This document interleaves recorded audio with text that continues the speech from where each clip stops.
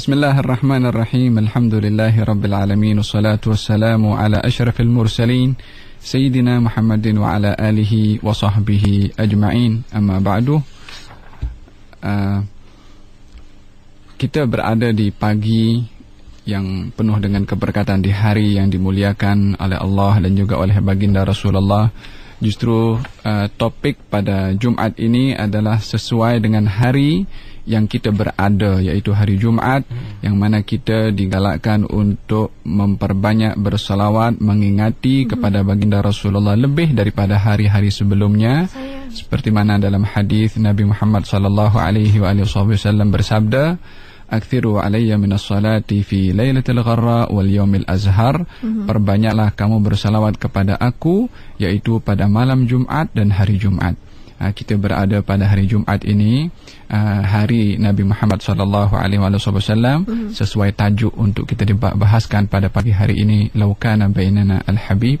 Andai Nabi Muhammad itu ada di tengah-tengah kita. Saya mungkin lebih ingin memperbahaskan dari segi makna laukana bainana itu yang mungkin boleh dikembangkan kemudian dengan apa soal jawab ataupun apa yang akan didatangkan ilham dari Allah Subhanahu wa taala. Bila mana dikatakan andai, itu seakan-akan sesuatu yang tak wujud untuk diandaikan. Akan tetapi pada hakikatnya andai itu juga boleh diartikan sebagai satu harapan yang bukan khayalan, bukan harapan yang kosong, tapi harapan yang memang boleh didapat oleh orang yang berharap walaupun menggunakan andai. Tapi bagi baginda Rasulullah sallallahu alaihi wasallam, hakikatnya adalah beliau sentiasa ada di mana-mana dan bila-bila masa. Ini bila mana kita meluaskan makna keberadaan baginda Rasulullah sallallahu alaihi wasallam yang bukan hanya ditinjau daripada segi fizikal sahaja. Memang tidak dinafikan kewujudan baginda Rasulullah secara fizikal adalah merupakan satu kemuliaan bagi zaman itu, bagi orang-orang itu yang dapat bersama dengan baginda Rasulullah sallallahu alaihi wasallam, sehingga orang yang bersama dengan Nabi di masa hidupnya itu digelari sebagai sahabat Nabi. Yang terkecil saja daripada sahabat Nabi, walaupun hanya sekali bersama tengok kepada Nabi, kedudukannya itu lebih mulia daripada mana-mana para wali sepanjang zaman. Sebab sekali saja tengok kepada Nabi sudah bergelar kepada sahabat. Walaupun dari segi amal ibadahnya mungkin tak sebanyak tabi'in, tapi gelaran sahabat lebih tinggi daripada mana-mana gelaran yang ada. Oleh karena itu baginda Rasulullah memberitahukan, kalau kamu nak mengeluarkan infak sedekah sebesar gunung pun tak akan sama nilainya dengan satu mud, yakni 600 gram lebih kurang daripada sedekah yang diinfakkan oleh sahabat aku, ataupun separuhnya pun. Satu mud dengan satu gunung beza, ya, tetapi kedudukan sahabat yang mengeluarkan hanya satu mud, tapi dia bergelar sahabat, perjuangannya dan juga kebersamaannya dengan Nabi mengangkat derajat sahabat tersebut di sisi Allah Subhanahu wa taala.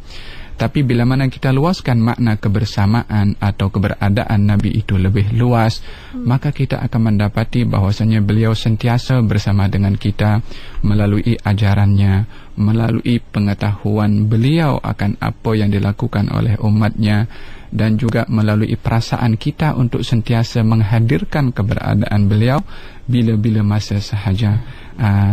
Contoh Imam Malik, salah seorang madhab 4 daripada Ahlus Sunnah wal Jamaah, bila mana berjalan di kota Madinah, beliau tidak mahu menaiki keledai. Kalau di kota Madinah, kalau nak bermusafir, berjalan dulu sampai di luar pintu kota Madinah, baru akan dinaiki keledai itu. Ketika ditanya kenapa, Gal dia kata, aku khawatir kaki keledai yang aku naiki itu akan memijak bekas pijakan tapak kaki Nabi Muhammad sallallahu alaihi wasallam, padahal lebih kurang hampir 100 tahun antara Rasulullah dengan Imam Malik, tapi kewujudan baginda Rasulullah di hati Imam Malik itu sentiasa ada di mana-mana, sehingga penghormatannya itu sampai ke peringkat yang sedemikian, karena sentiasa Imam Malik itu menganggap baginda Rasulullah sentiasa wujud di hatinya. Itu contoh macam mana agaknya kita boleh zahirkan ataupun bayangkan untuk zaman ini, Habib. Lagilah beribu tahun beza jauh jaraknya kita dengan baginda Nabi Muhammad sallallahu alaihi wasallam. Dan mungkin kejap lagi mungkin Habib juga akan kongsikan bagaimana apa yang boleh kita lakukan untuk zaman ini dengan pelbagai cabaran, pelbagai persaingannya. Dan kadang-kadang kita lupa dan leka. Mungkin ada ingatan-ingatan dan pesanan yang akan terus disampaikan oleh Habib Ali Zainal Abidin bersama kita hari ini, insya-Allah. Dan sekarang kita buka talian 0362051500 untuk interaksi. Boleh ajukan soalan ataupun cara kedua di FB kami, cari ikim.fm, ataupun cara ketiga hantar SMS tab ikim jarak soalan anda, hantar ke 39111. Soalan yang diajukan insya-Allah akan dijawab oleh tetamu kita pada hari ini. Baik, kita kumpul dulu round pertama ni. Habib, 3 pemanggil yang awal. Ramai nak kongsi berkat dengan Habib pagi ni, nak telefon menghubungi insya-Allah. Okey, pemanggil pertama di talian. Assalamualaikum. Assalamualaikum. Okey. Berikutnya, Assalamualaikum. Assalam. Saya bersama siapa di talian? Saya Azizi dari Jelantut. Silakan Cik Azizi. Teruskan. Saya nak tanya Habib. Habib. Waalaikumsalam warahmatullahi wabarakatuh. Kalau rujuk Al-Quran surah Anbiya ayat 107, kalau tidak saya ada sebutkan Nabi Muhammad ni diutuskan sebagai rahmat kepada alam.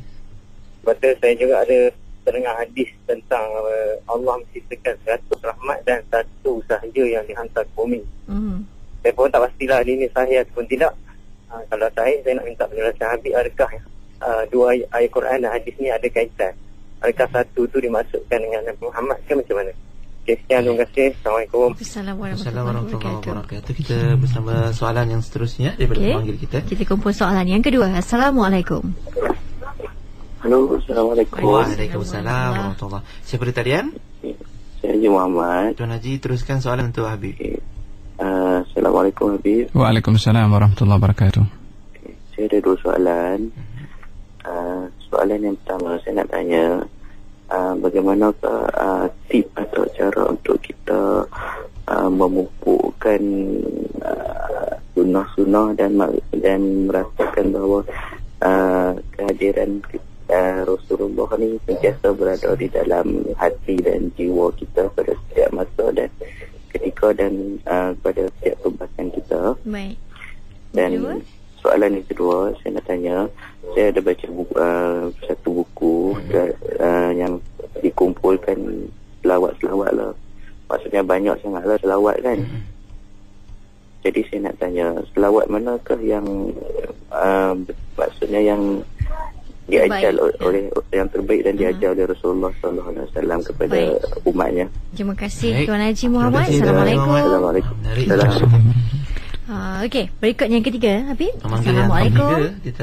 Assalamualaikum. Ya. Ya, saya Azlin daripada Kuala Lumpur. Teruskan Puan Azlin soalan. Ya, saya nak bertanya Ustaz, macam mana kita sebagai umat pada masa sekarang lah, perlu synchronizekan apa yang berlaku sekeliling kita. Kita tak boleh nak menafikan IT dan juga kita hidup di zaman kapitalis ni. Jadi dalam masa yang sama kita pun tak nak kita pun sangat rindu untuk Islam tu kembali dengan dia punya zaman kegemilangan Islam tu ya. Tetapi kita hidup dalam satu zaman yang sangat mencabarlah, yang kita perlu synchronizekan Islam yang dilihat seperti menentang arus dengan apa yang saya kira pada zaman Nabi pun Nabi turut menentang arus jugalah dengan zaman kafir Quraisy pada masa itu. Dan saya kira kita pun seperti di zaman itu kembali. Tapi dulu at least Prophet Muhammad is there lah. Tapi sekarang ni kita umat Islam seperti terkapai-kapai macam tu. Dan macam kita nak balance kan, macam kita pun takkan kita macam ataupun mungkin kita perlu zuhud terus tinggalkan apa mungkin, yang IT. Baik. Mungkin ada jawapan nanti, kita tunggu jawapannya Puan ya. Mungkin kita nak synchronizekan hidup yang nama IT ni dan juga tanpa mendengarkan Prophet Muhammad punya ajaran ya. Terima kasih Puan. Assalamualaikum. Terima kasih warahmatullahi wabarakatuh. Silakan Tuan Habib untuk soalan yang disampaikan oleh Encik Azizi tadi. Benar memang bahwasanya Allah Subhanahu wa taala mempunyai 100 rahmat, yang daripada 100 rahmat itu satu diturunkan oleh Allah Subhanahu wa taala ke muka bumi ini, yang dengan satu itu seluruh makhluk saling kasih mengasihi, sayang menyayangi satu dengan yang lain, termasuk kepada al-hayawan. Itu adalah daripada satu rahmat yang diturunkan oleh Allah Subhanahu wa taala. Dan tentunya rahmat yang satu itu mempunyai hubung kait yang erat dengan rahmat baginda Rasulullah sallallahu alaihi wasallam, yang Allah sendiri mengisytiharkan dan mengesahkan tidak diutusnya baginda Rasulullah kecuali rahmat kepada alam semesta. Lil alamin adalah kata Syekh Al-Imam Muhammad Mutaballi Sya'rawi, kami tidak utuskan engkau wahai Muhammad, wahai Rasulullah, kecuali membawa rahmat kepada seluruh alam. Al-alamin, kata beliau, semua yang selain daripada Allah Subhanahu wa taala. Maka itu merangkumi kepada malaikah, merangkumi kepada jin, merangkumi kepada alam manusia, termasuk alam hayawan, dan juga alam tumbuh-tumbuhan, bahkan al-jamadat, benda-benda yang mati. Maka di situ kita melihat bahwasanya baginda Rasulullah sallallahu alaihi wasallam adalah rahmat kepada seluruh alam. Kalau kepada al-hayawan umpamanya, di antara rahmat yang ditekankan di situ, baginda bersabda, innallaha katabal ihsana ala kulli syai'. Allah itu menuliskan, menetapkan orang berbuat ihsan ke atas segala sesuatu. Kemudian bagi contoh saat nak menyembelih kepada hayawan, fa idza dzabhtum fa ahsinudz dzibha. Kalau kamu nak sembelih hayawan, hendaklah kamu berbuat ihsan ketika nak menyembelih. Macam mana nak berbuat ihsan ketika menyembelih? Wal yuhidda ahadukum syafratahu wal yurih dzabihatahu. Tajamkan itu pisau supaya kalau menyembelih tak sakit kepada hayawan. Dan juga wal yurih dzabihatahu, dan menyelesaikan kepada hayawan yang akan disembelih. Tak boleh dipukul, tak boleh dijatuhkan dengan kasar dan kuat. Itu bahagian daripada ajaran daripada Nabi untuk kita berbuat ihsan kepada al-hayawan, itu rahmat. Belum lagi interaksi beliau dengan banyak hayawan, dengan onta, dengan apa itu, dengan rusa, sebagaimana dalam mukjizat yang disebutkan dalam beberapa hadis Nabi sallallahu alaihi wasallam. Jadi memang ada hubung kait yang rapat dan erat sangat antara rahmat satu yang diturunkan oleh Allah Subhanahu wa taala ke atas muka bumi ini dengan rahmat Rasulullah sallallahu alaihi wasallam. Okey. Yang kedua? Soalan yang kedua daripada Al-Haji Muhammad berkenaan dengan menghidupkan sunnah dan juga bagaimana menghadirkan Nabi Muhammad sallallahu alaihi wasallam. Yang pertama adalah terlebih dahulu saya selalu bawa pepatah Melayu yang dikatakan tak kenal maka tak sayang. Pada hakikatnya itu adalah konsep dalam Islam sendiri. Ketika ingin Allah Subhanahu wa taala itu menjadikan makhluknya itu mencintai kepada Nabi Muhammad, Allah memperkenalkan dulu siapa itu Nabi Muhammad. Setelah diperkenalkan siapa itu Nabi Muhammad, baru timbul rasa cinta. Jadi yang memulai dahulu untuk kita mengasihi kepada Nabi Muhammad melalui pengenalan kepada beliau adalah Allah Subhanahu wa taala sendiri, dan baginda sendiri memperkenalkan siapa dirinya, barulah kita akan lahir rasa sayang kepada orang yang kita kenal, tentunya daripada nilai-nilai murni dan akhlak yang baik kepada orang tersebut.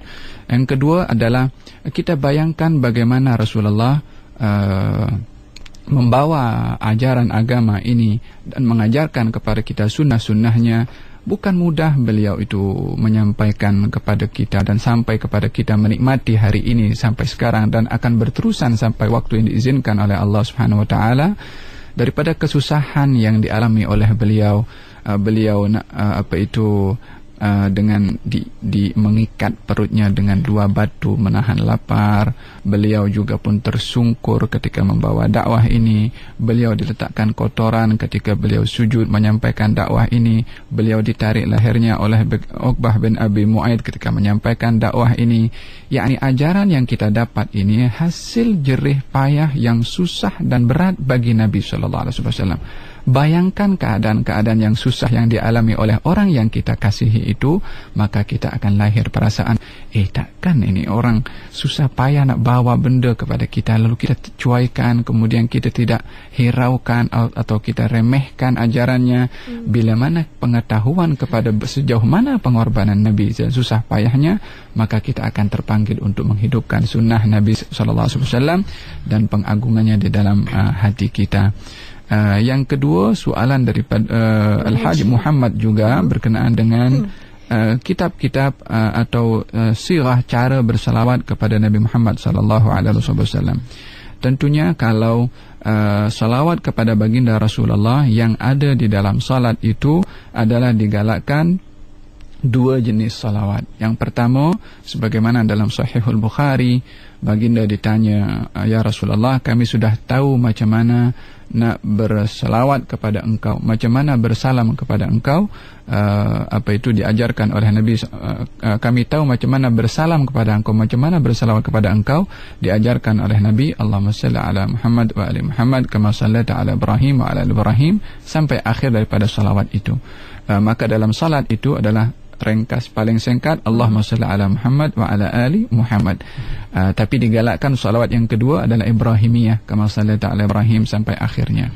Adapun di luar salat, pelbagai jenis salawat daripada buku-buku yang ditulis mengenai salawat Nabi itu berdasarkan kepada keadaan orang yang mencipta bacaan salawat itu, mengungkapkan perasaan beliau atau mereka kepada Nabi sallallahu alaihi wasallam. Contohnya salat salat tibbil qulub umpamanya kan. Tibbil qulub maknanya ubat atau penawar kepada hati. Jadi orang yang buat itu berhajat kepada Allah Subhanahu wa taala dengan membuat salawat itu agar supaya hatinya terubati. Maka dia buat salawat yang sesuai dengan hajatnya. Kemudian salawat yang sentiasa dibaca, salatun tunjina biha min jamil ahwali wal afat wa taqdilaha bi ajamal hajat. Salawat itu dibuat adalah untuk mendapatkan hajat yang kita minta dan diangkat oleh Allah Subhanahu wa taala bala dan malapetaka ataupun penyakit. Maka dibuat salawat seperti itu. Jadi salawat itu apa saja bentuk sirahnya, yang mana saja untuk dibaca, selagi ianya adalah bertepatan dengan kaidah salawat, ada salawat dan salam seperti mana Allah suruh dalam Al-Quran, maka mana-mana salawat diperbolehkan. Hanya saja masing-masing yang nak baca pandai memilih apa hajatnya orang itu ketika ini bersalawat. Kalau nak penawar hati, maka tabil qulub yang sesuai dengan keadaan. Betul, persis. Subhanallah. Okey, itu yang ketiga Puan Azlin. Yang ketiga Puan Azlin berkenaan dengan seimbangkan.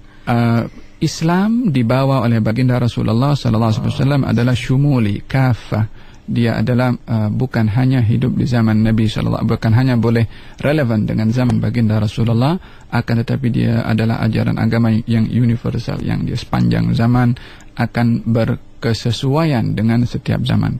Islam tidak bercanggah dengan kemajuan IT. Di dalam Al-Quranul Karim Allah sebutkan pelbagai sentuhan-sentuhan berkenaan dengan ketamadunan atau kemodenan zaman itu sendiri. Allah sentuh tentang itu ma'arij, seperti mana dalam beberapa yang lalu kita duduk dengan Syekh Ali As-Sabuni, disentuh tentang itu lift, yang kita namakan lift. Ada sentuhannya di dalam Al-Quranul Karim, sebutan itu. Allah pun mencabar kepada manusia untuk meneroka alam ini. Ya ma'syaral insi wal jinni in istata'tum an tanfudhu min aqtaris samawati wal ardi fanfudhu la tanfudhuna illa bisultan. Wahai sekalian manusia dan jin, bila mana kamu mampu untuk meneroka alam ini, teruskanlah, lakukanlah, kamu tak akan mampu kecuali dengan sultan. Allah sebut kalimat sayyarah, yakni sayyarah, yakni kita kalau guna sayyarah di zaman kita sekarang adalah kereta. Tapi pada waktu itu orang tak terbayang akan dikatakan sayyarah itu adalah kereta. Yakni sentuhan-sentuhan dalam Al-Quranul Karim menyentuh kepada perkara-perkara yang berlaku di zaman yang kita namakan atau yang disentuh tadi oleh Puan Azlin adalah zaman yang bertamadun, zaman yang maju. Islam sama sekali tidak atau tidak menghalang orang itu untuk menerokai alam ataupun penemuan-penemuan yang baru, karena itu bahagian daripada rahasia ilmu Allah Subhanahu Wa Taala. Islam meletakkan kaidah macam mana kita menerokai, macam mana orang itu menyesuaikan dengan zaman tapi bukan merosakkan kepada zaman. Di dalam Al-Quran Allah berfirman, zaharal fasadu fil barri wal bahri bima kasabat aydin nas, yakni berlaku kerosakan di atas muka bumi ini, di darat dan di lautan sebab perbuatan manusia. Ini diceritakan bila kalau zaman itu sikit sekali kerosakan berlaku. Tapi zaman kita sekarang udara tercemar, kemudian air pun tercemar, tanah pun tercemar, sebab adalah yang orang-orang yang mendakwa dengan kemajuan IT boleh berbuat apa saja, tapi pada hakikatnya adalah merosakkan kepada perkara yang mesti dijaga oleh kita sebagai khalifah Allah di atas muka bumi ini. Jadi kesimpulannya adalah Nabi bersabda tidak akan baik zaman kita sekarang ini dan bila-bila zaman kecuali dengan cara kaedah zaman Nabi Muhammad SAW. Kaedahnya mesti sama, tapi kaifiyahnya, uslubnya, pendekatannya berwarna-warni tidak menjadi masalah, tapi akarnya itu adalah mesti sebagaimana telah ditetapkan oleh Nabi Muhammad SAW. Cukup cantik. Maknanya bergantung pada kita juga sebenarnya, Habib, yang nak tentukan hidup kita, mewarnainya bagaimana caranya. Saya baik kata bolehlah, memanglah kalau nak mencontohi Rasulullah SAW, bukan kita tumpukan akhirat semata, dunia dari juga harus. Dari dunia lagi kita sudah mula mencambahkan benih untuk ketika itu, masya-Allah. Okey, baik Habib, kita ambil pusingan kedua, 3 lagi pemanggil dan kita akan lihat seketika kembali lepas jeda, nanti Habib akan jawab. Okey. Pemanggil dulu kita kumpul. Assalamualaikum. Waalaikumsalam warahmatullahi. Ya, silakan. Khabar Fian Siti. Baik, alhamdulillah. Alhamdulillah. Habib, macam mana kita disuruh kasihkan Rasulullah SAW melebihi ibu bapa kita, anak isteri kita. Jadi macam mana nak sematkan dalam hati kita tu, setiap perbuatan kita kasih lebih pada Rasulullah. Itu yang pertama. Yang kedua, saya dah dengar ulama berbicara, kita kedaikanlah yang kata Rasulullah, satu sahabat lah sekarang ni Allah turunkan di kota Kuala Lumpur tu, sahabat ni akan memandang manusia sekarang ni macam orang gila. Dan orang manusia sekarang ni pun kalau tengok sahabat ni, dia berdakwah pergi pada orang, tuan caklah kalimah la ilaha illallah, kamu selamat, orang akan pandang sahabat ni macam orang gila. Minta Habib tolong ulaskan. Allahu a'lam. Waalaikumsalam warahmatullahi wabarakatuh. Okey, yang kedua Habib, yang kedua ni. Assalamualaikum. Waalaikumsalam warahmatullahi. Ya. Saya siapa di talian? Saya Syed Syafariz dari Pulau Pinang. Cik Syafariz. Ya, alhamdulillah dapat cakap dengan Habib. Barakallahu fikum. Teruskan. Ya Habib, saya ada soalan. Pertamanya, selain daripada mengenali Rasulullah untuk mendapatkan cinta itu, apakah terdapatkah amalan-amalan yang khusus untuk kita memupukkan semangat cinta itu? Dan keduanya, saya nak tahu terdapatkah kelebihan yang Allah beri kepada Ahlul Bait ataupun keluarga Nabi. Jika terdapat kelebihan tu, apakah antara kelebihan-kelebihan yang diberikan tu? Jadi insya-Allah saya nak minta. Terima kasih Cik Syafariz. Kita tunggu jawapannya kejap lagi ya. Yang ketiga Habib. Okey. Assalamualaikum. Waalaikumsalam. Suara Siti tu mantul tau. Okey, assalamualaikum. Assalamualaikum. Okey, tidak jelas. Okey, assalamualaikum. Waalaikumsalam. Saya siapa di talian? Saya Syahril daripada Kajang. Silakan. Syahril, teruskan soalan. Saya ada 2 soalan untuk Habib. Yang pertama, macam mana nak mimpi Rasulullah. Yang kedua, dalam banyak-banyak sirah daripada Nabi Rasulullah lahir sampai wafat, yang mana Habib paling suka sekali Maknanya yang paling menyentuh hati Habib lah. Boleh kongsikan. Baik, terima kasih Cik Syaril. Assalamualaikum. Terima kasih Syaril. Soalan yang menarik untuk dijawab. Kita ada jawapan-jawapan insya-Allah yang cukup menarik juga nanti anda seketika nanti. Kita lihat seketika kembali lepas ini bersama topik Jumaat. Ya, laukan awainana tajuknya. Insya-Allah.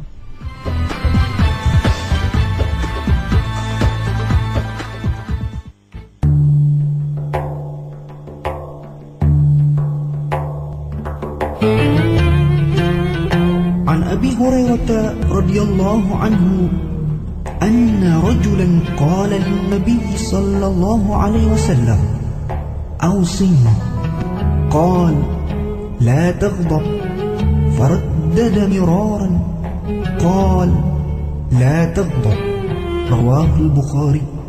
Dari Abu Hurairah radhiyallahu anhu bahwasanya seorang lelaki telah berkata kepada Nabi sallallahu alaihi wasallam, berilah wasiat kepadaku. Sahut Nabi, janganlah engkau marah. Kemudian ia mengulangi beberapa kali. Sabdanya, janganlah engkau marah. Riwayat Bukhari. Berombak lautan tajam duri di hutan, begitu kuasamu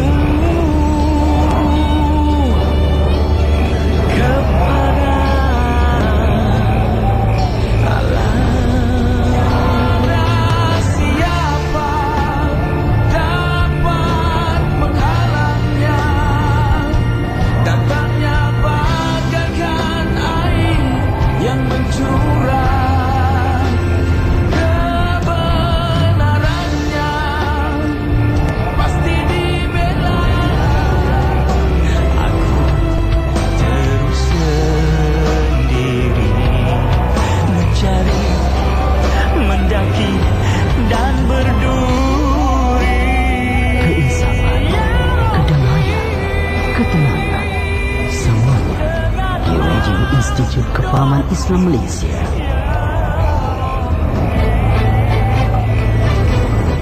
Alhamdulillah, kita kembali lagi saat ini Pian dan para pendengar masih lagi bersama menerusi segmen kita Topik Jumaat dengan tajuknya Laukan Abainana. Tetamu yang sangat kita muliakan pada hari ini iaitu Habib Ali Zainal Abidin Al-Hamid yang temankan kita untuk perkongsian. Dan sebelum kita bercerita, sekejap lagi kita nak cerita tentang Maulid Akbar. Apa itu Maulid Akbar? Tapi saat ini kita ada jawapan-jawapan yang mungkin tetamu kita Habib Ali sudah pun bersedia untuk berkongsi, insya-Allah. Silakan Habib. Soalan yang pertama tadi berkenaan dengan macam mana kita nak meningkatkan kecintaan kepada baginda Rasulullah sallallahu alaihi wasallam.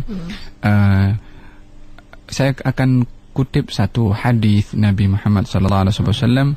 Yang pertama itu adalah hadis Nabi berbunyi, "Allimu awladakum thalatha khisal." Ajarkan kepada anakmu itu 3 perkara. Yang pertama adalah hubbu nabiyikum, kasih kepada nabi kamu. Kemudian kecintaan kasih kepada ahli keluarga nabi kamu, dan ajarkan juga kepada mereka Al-Quranul Karim. Jadi untuk dapat mengasihi itu mesti diajar terlebih dahulu. Nabi memberikan konsep untuk kita belajar cara mengasihi kepada Nabi Muhammad sallallahu alaihi wasallam. Tentunya adalah yang pertama, sirah adalah merupakan satu sumber ilmu utama untuk kita dapat mengenali kepada Nabi Muhammad sallallahu alaihi wasallam. Kalau boleh saya memberikan cadangan yang mudah untuk dibaca. Kalau kita buku sirah mungkin ada banyak dan berjilid-jilid, tebal dan sebagainya. Ada buku sirah kalangan Syekh Muhammad Said Ramadan Al-Buti dalam fiqh sirah, ataupun buku Imam Muhammad Al-Ghazali Syekh Al-Azhar pun namanya fiqh sirah. Dia sederhana dan mudah untuk difahami. Dan juga karangan Sayyid Muhammad bin Alwi Al-Maliki berkenaan dengan sirah juga Nabi, dia cukup sederhana. Ini akan dapat memupuk dan mengembangkan rasa kasih dan cinta kita melalui pengenalan kita kepada baginda Rasulullah sallallahu alaihi wasallam. Yang kedua adalah penghayatan apa yang kita baca dan kita belajar itu dihayati. Yakni bayangkan kalau kita menghadapi satu masalah tertentu, agaknya kalau Nabi dihadapkan dengan masalah itu, macam mana Nabi buat? So jadi kita sentiasa terpandu, sebagaimana tadi Sufyan sebutkan, terpandu kita dengan ajaran Nabi Muhammad, dengan kita mengetahui ajaran beliau. Kalau kita diganggu, kalau disakiti, Nabi apa agaknya kalau Nabi buat kalau disakiti oleh orang lain? Perasaan seperti itu bila mana sentiasa ada di dalam hati kita, dalam keseharian kita, maka pada hakikatnya hari-hari Rasulullah SAW ada bersama dengan kita. Syekh Mursi Abul Abbas, salah seorang arif daripada Mesir, dia berkata, "Law ghaba anni Rasulullah tarfata ain ma a'dadtu nafsi minal muslimin." Yani kalau Nabi itu lenyap daripada ingatanku dalam sesaat, maka aku tak akan menganggap Islam aku ini sempurna. Yani maknanya bukan nak digambarkan Nabi sentiasa ada, yakni sikap kita menghadapi pelbagai dilema yang ada dalam hidup ini, apakah agaknya Nabi menyikapi hal yang sedemikian supaya sikap kita itu benar dan sesuai dengan apa ajaran yang dibawa oleh Nabi Muhammad sallallahu alaihi wasallam. Itu yang perlu untuk kita sedari untuk dapat memupuk dan mengembangkan rasa kasih dan cinta kepada Nabi Muhammad sallallahu alaihi wasallam. Yang kedua berkenaan dengan zaman kita sekarang yang cukup mencabar dan penuh dengan kerosakan moral, tidak lain dan tidak bukan sebabnya adalah ghiyab, kurangnya praktiskan ajaran dan sunnah serta akhlak dan adab Nabi Muhammad sallallahu alaihi wasallam. Oleh kerana kerosakan yang berlaku di zaman kita sekarang ini ada kemiripan yang sama dengan kerosakan yang berlaku zaman jahiliyah. Zaman jahiliyah saling membunuh, kita pun di zaman kita saling membunuh. Di zaman jahiliyah orang membunuh, menguburkan anak perempuan. Kita lebih teruk sekarang, tak kira laki-laki dan perempuan. Di zaman jahiliyah itu yang kuat menindas yang lemah. Pun di zaman kita lebih kurang macam tu. Di zaman jahiliyah orang nak menang sendiri, di zaman kita lebih kurang macam tu. Tapi semua itu boleh hilang. Boleh dihilangkan kezaliman, boleh dihilangkan hasad dengki, boleh dihilangkan ketiadaan kasih sayang kepada anak-anak dengan apa? Dengan Nabi Muhammad sallallahu alaihi wasallam. Saya akan bawa satu kisah untuk mengakhiri jawaban yang pertama ini. Di waktu ada perselisihan antara satu orang Muhajirin dan satu orang Ansar, berselisih, kemudian masing-masing panggil dia punya puak. Muhajirin panggil Muhajirin, Ansar panggil Ansar. Maka mereka berhimpun semua dan masing-masing sudah memegang pedang, bersedia untuk melakukan pembunuhan satu dengan yang lain karena masalah yang sepele pada waktu itu. Kesan daripada asabiyah, ta'assub itu masih kuat pada waktu itu, masih belum hilang secara keseluruhan. Saat mereka dalam keadaan tegang, Nabi dipanggil dan Nabi datang. Nabi nampak merah kepada wajahnya dan mengatakan kepada mereka, "Ada'wal jahiliyati, adakah kamu akan merafakkan syiar jahiliyah, yakni saling membunuh sesama kamu, sementara saya masih ada di tengah-tengah kamu?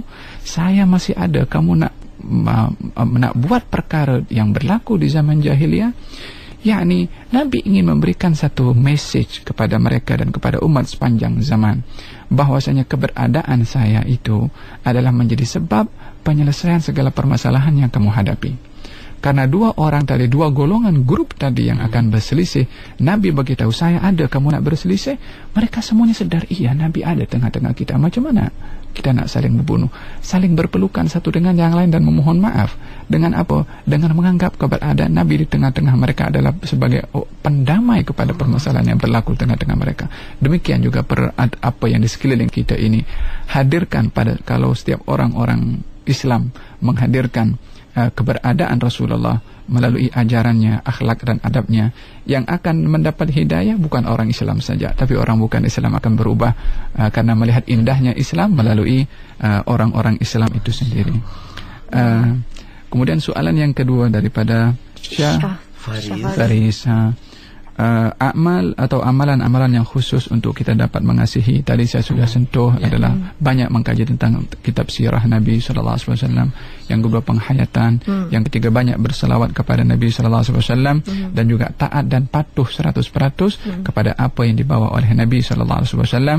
Walaupun kita tak mampu, bukan kita mengingkari, akui kita tak mampu, tapi berusaha untuk kita melakukan. Betul. Okey, Cik Syahril Kajang, macam mana nak mimpi Rasulullah? Ada satu soalan Cik Syafari tadi. 2 kali, ada 2 mungkin. Berkenaan dengan keistimewaan Ahlul Bait, memang di dalam Al-Quranul Karim Allah Subhanahu wa taala berfirman dalam surat Al-Ahzab, innama yuridullahu liyudhhiba ankumur rijsa ahlal baiti wa yutahhirakum tathira. Sesungguhnya Allah menghendaki untuk kamu wahai Ahlul Bait untuk disucikan oleh Allah Subhanahu wa taala. Ini adalah keistimewaan yang diberikan oleh Allah Subhanahu wa taala kepada ahli keluarga Nabi Muhammad sallallahu alaihi wasallam dalam Al-Qur'anul Karim. Baginda sendiri mengajarkan sebagaimana hadis yang saya baca sebutkan sebentar tadi, yaitu untuk kita diajarkan agar supaya anak-anak kita mencintai Nabi, keluarga Nabi dan juga Al-Qur'anul Karim. Cintailah Allah karena Allah bagi nikmat kamu, kata Nabi. Cintailah aku karena cintamu kepada Allah, dan cintailah ahli keluarga aku karena cintamu kepada aku, kata Nabi. Sayyidina Abu Bakar As-Siddiq dalam Sahihul Bukhari pernah berkata, urqubu Muhammadan fi ahli baiti.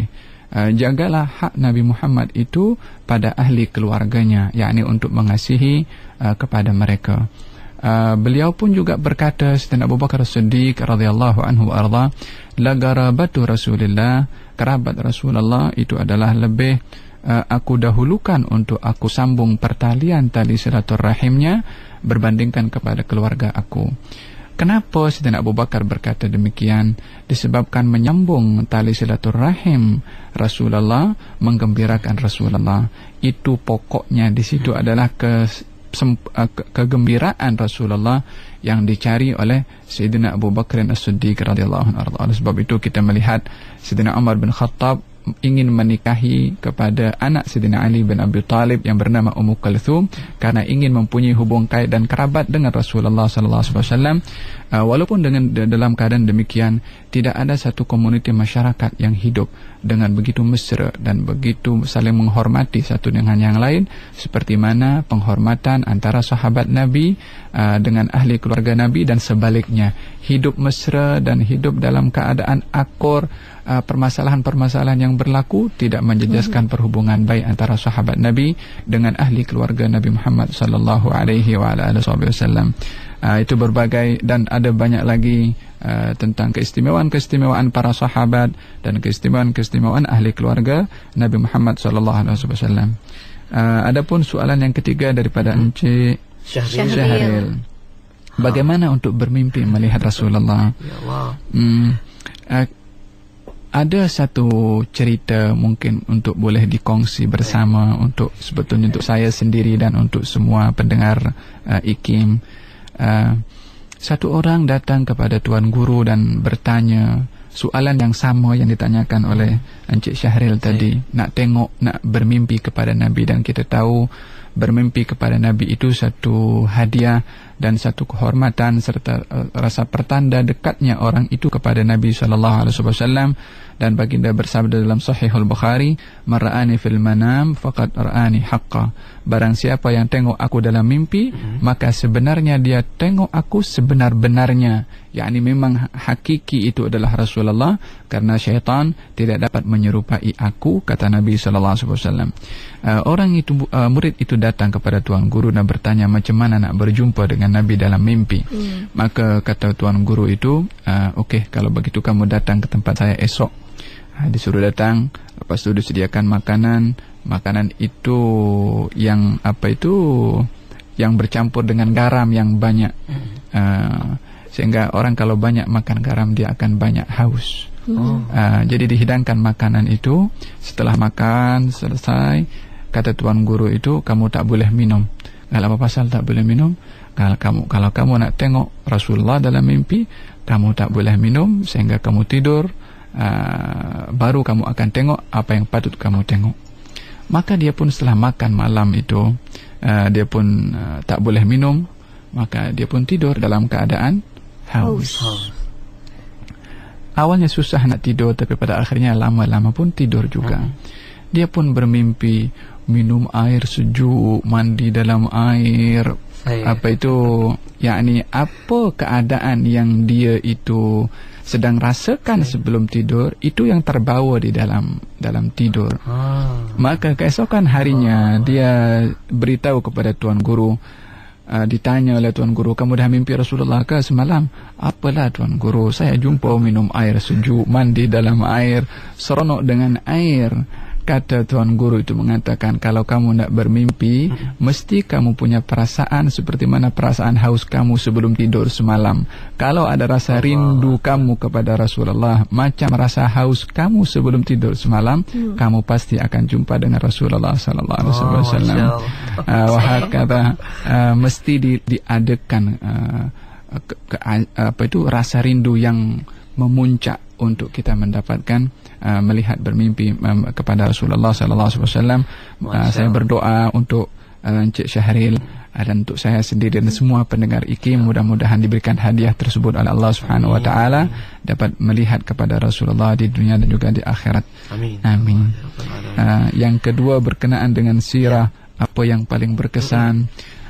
Saya terus terang tak berani nak memilih, sebab semuanya apa itu terbaik, terlalu unik. Setiap kisah ada kepada baginda Rasulullah sallallahu alaihi wasallam. Siti Aisyah pernah ditanya apa itu tentang apa daripada satu orang sahabat Nabi datang kepada Siti Aisyah, apakah perkara yang paling berkesan dan menakjubkan kamu wahai Aisyah tentang Rasulullah? Maka kata Siti Aisyah mengatakan, apa yang tak menakjubkan kepada beliau? Semuanya menakjubkan, daripada A sampai Z semuanya menakjubkan, tak ada yang tidak menakjubkan.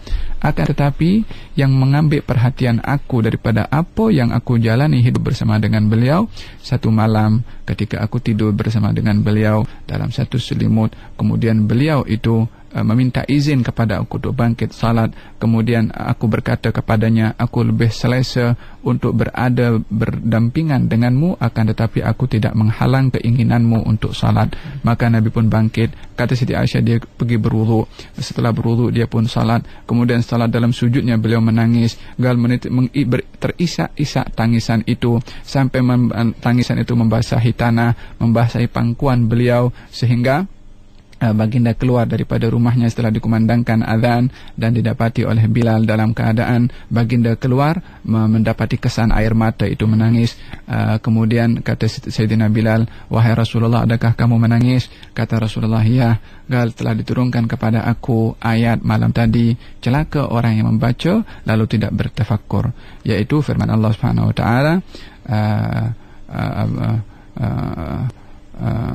إن في خلق السماوات والأرض واختلاف الليل والنهار لآيات لأولي الألباب الذين يذكرون الله قياما وقعودا وعلى جنوبهم ويتفكرون في خلق السماوات والأرض ربنا ما خلقت هذا باطلا سبحانك فقنا عذاب النار, sampai akhir daripada 5 atau 6 ayat daripada ayat tersebut. Nampak bagaimana Siti Aisyah menjawab, semuanya adalah menakjubkan. Saya pun kalau ditanya apa yang menakjubkan, saya kata semuanya menakjubkan. Apa itu, kaji setiap sirah dan ulang-ulang, Allah akan mengilhamkan perkara ilmu yang lebih daripada yang kita baca sebelumnya. Subhanallah. Okey, mungkin sebagai akhirnya Habib, kesimpulan tentang apa yang kita bincangkan hari ini. Kesimpulan yang boleh saya simpulkan berkenaan dengan tajuk yang kita bahas pada pagi hari Jumaat yang penuh dengan barakah ini, hendaklah kita membuka minda kita bahwasanya Rasulullah sallallahu alaihi wasallam walaupun jasadnya tidak bersama dengan kita, akan tetapi ilmunya ada dengan kita, ajarannya ada dengan kita, akhlaknya ada dengan kita, kemudian adabnya ada dengan kita, kerinduannya ada dengan kita. Perlulah kita untuk juga menambahkan apa yang ditinggalkan dan diberikan oleh Rasulullah kepada kita untuk juga ada bersama dengan kita. Wahakadha, kata baginda Rasulullah, akan dihantarkan kepada aku amal kamu yang baik dan yang buruk. yakni amal siapa? Amal umat ini akan dihantarkan kepada Nabi sallallahu alaihi wasallam. Kalau baik, aku bersyukur kepada Allah. Kalau tak baik, aku memintakan ampun untuk kamu. Yakni di dalam barzakhnya pun juga beliau sekarang ini mengetahui apa yang sedang berlaku di tengah-tengah umatnya sepanjang zaman, dan itu dalam merupakan keberadaan beliau bersama dengan kita melalui pengetahuannya apa yang berlaku di tengah-tengah umat Nabi Muhammad sallallahu alaihi wasallam. Bukan minda kalau kita berada sentiasa bersama dengan Rasulullah bila-bila masa sepanjang zaman, setiap saat, baru kita akan mengetahui macam mana kita nak bertindak kalau Rasulullah ada di samping kita. Baik. Dan untuk perkembangan seterusnya, mungkin kalau nak dengar lagi dan lagi tausiah daripada Habib Ali Zainal Abidin Al-Hamid, boleh bersama Maulid Akbar 1 Februari ini di Masjid Muaz di Pinjabang Setiawangsa. Jam berapa agaknya? Kita akan mulakan majlis dengan perarakan pukul 6.30 insya-Allah. Kita akan berarak sambil bersolawat dan berqasidah.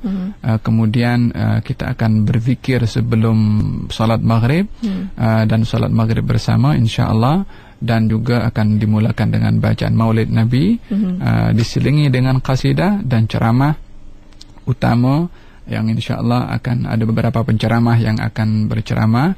Insya-Allah sebahagian saya ingat sudah mengetahui siapa penceramahnya. Dan dijemput semua hadir dan mohon kepada semua yang akan hadir untuk jaga tertib lalu lintas, untuk tidak tidak mengganggu orang lain insya-Allah.